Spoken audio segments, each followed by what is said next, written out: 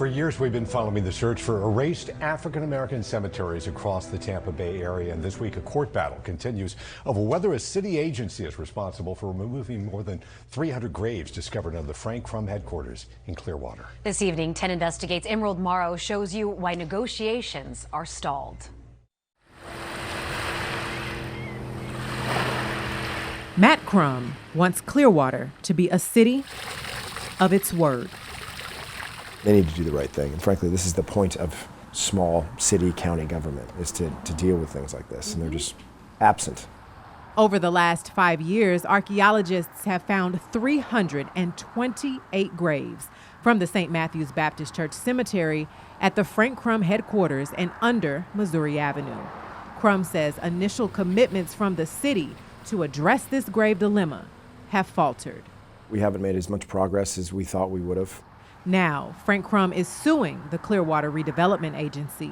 The lawsuit says the CRA breached a 1998 development agreement, which promised the previous owner that all graves had been moved.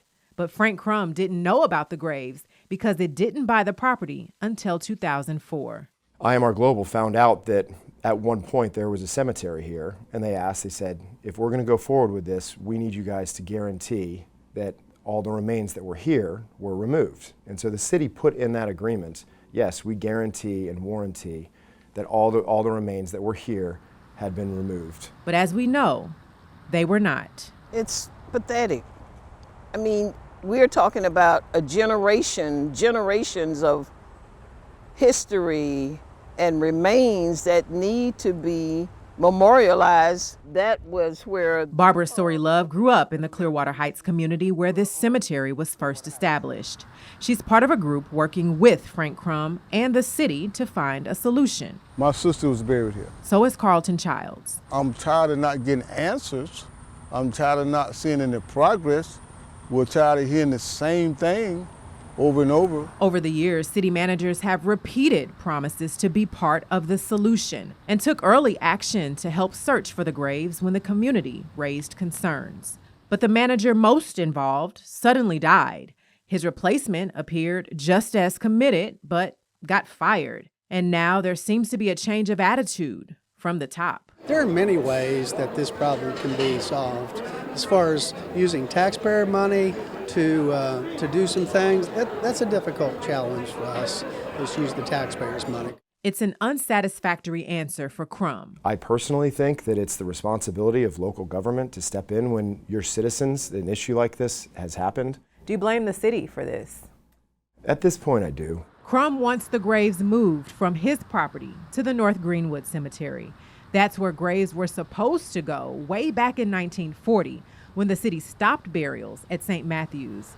The only problem is North Greenwood sits under the old Curtis Fundamental School, where crews found more than 50 graves after our reporting.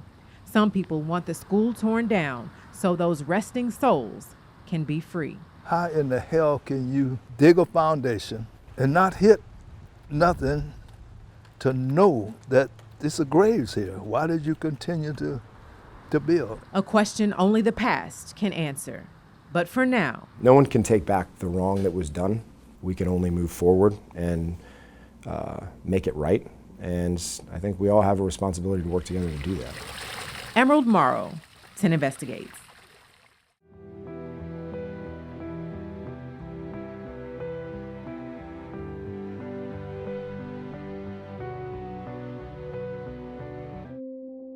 When you go back in history and try to understand why people did certain things, it can be a futile effort.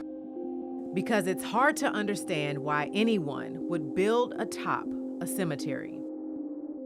In 2019, archaeologists began finding hundreds of graves from the erased Zion Cemetery under the Tampa Housing Authority's Robles Park Village apartments, also under a warehouse and towing lot along North Florida Avenue.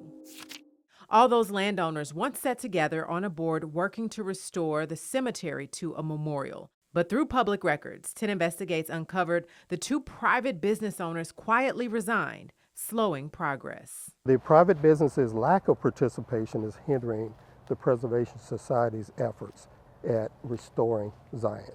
but it's not hindering efforts to honor the site. There will be a historic marker placed on Florida Avenue along with a directional sign that will point toward the east and say Zion Cemetery and let people know, because thousands of people drive north on Florida Avenue every day. They have no idea that they're passing that cemetery on their right. 10 Investigates got an advanced copy of the wording, which explains how the cemetery was erased, starting with the city wrongly taxing the land and ending with the land being reparceled, sold, and redeveloped. Zion Cemetery is a cemetery. It always has been a cemetery, and we need to restore it to, a memorial and ensure that the families who was interred there have what they rightly paid for and purchased, which is a final resting place that's peaceful and respectful. Emerald Morrow, 10 Investigates.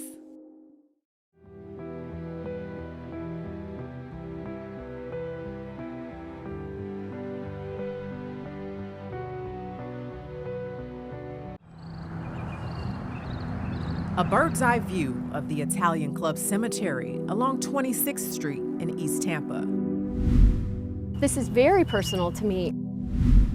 Only tells half the story of this sacred space. My family is here. I just celebrated my great uncle's death anniversary. So this is the new mausoleum. Angela Alderman Wynn reached out to 10 Investigates after seeing this ad in La Gazzetta newspaper. The Italian Club is selling new spaces in its mausoleum for cremated remains. The cost, $2,500. Alderman Wynn is outraged, and it has nothing to do with price. My frustration with this issue is the mausoleum area is also what was known as the African American section of College Hill. Established in 1889 for the area's Black and Cuban population, College Hill Cemetery has disappeared from modern maps. Death records suggest there were more than 1,200 people buried here, but no one knows where they went. They had families, they were loved, they have legacies they left behind. And there were some prominent Tampanians laid to rest here, including Robert Meacham, who rose to prominence after slavery, becoming a Republican state senator in 1868. People need to know these days who the Meacham family is, because if you don't know your history, you're bound to repeat it. So, where is the missing College Hill Cemetery? And where are its graves? History says they could be hiding in plain sight. 10 Investigates got records that pinpoint College Hill to this area of the Italian Club Cemetery. Archaeologists with the University of South Florida used location data to place old plat maps from the 19th century over today's landscape. They're from like 1889. They can't lie. The maps don't lie. They show College Hill under this field and the same mausoleum where the Italian Club is now selling new space for the dead. It is one thing to have erased their history, but it's one thing to continue to bury on top of them. And I am not okay with this, and I think the public needs to know. What do you want them to do? Honestly, I just want them to make it right. For Alderman Wynn, making it right would mean releasing the results of a radar scan the Italian Club did a few years back. An investigation that could determine if some or all of the missing 1,200 graves from College Hill Cemetery are still here. They scanned probably almost 3 years ago and refused to release it. So to me, they have found something. I tried to call the Italian Club. I'm an investigative reporter for 10 Tampa Bay. And I went to their headquarters after no one responded. I was never able to get in touch with anyone. It's a whole level of disrespect to African Americans that are buried there. And honestly, it doesn't even have to deal with race or color or anything. No one's grave site should be undisturbed or built on. Some city leaders agree.